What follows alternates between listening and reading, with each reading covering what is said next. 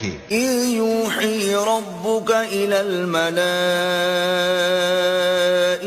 أَنِّي مَعَكُمْ فَثَبِّتُوا الَّذِينَ آمَنُوا سَأُلْقِي فِي قُلُوبِ الَّذِينَ كَفَرُوا الرُّعْبَ فَاضْرِبُوا فَوْقَ الْأَعْنَاقِ وَاضْرِبُوا مِنْهُمْ كُلَّ بَنَانٍ۔ جب تمہارا پروردگار فرشتوں کو ارشاد فرماتا تھا کہ میں تمہارے ساتھ ہوں، تم مومنوں کو تسلی دو کہ ثابت قدم رہیں، میں ابھی ابھی کافروں کے دلوں میں رعب و ہیبت ڈالے دیتا ہوں، تو ان کے سر مار کر اڑا دو اور ان کا پور پور مار کر توڑ دو۔ ذَلِكَ بِأَنَّهُمْ شَاقُّوا اللَّهَ وَرَسُولَهُ وَمَن يُشَاقِقِ اللَّهَ وَرَسُولَهُ فَإِنَّ اللَّهَ شَدِيدُ الْعِقَابِ۔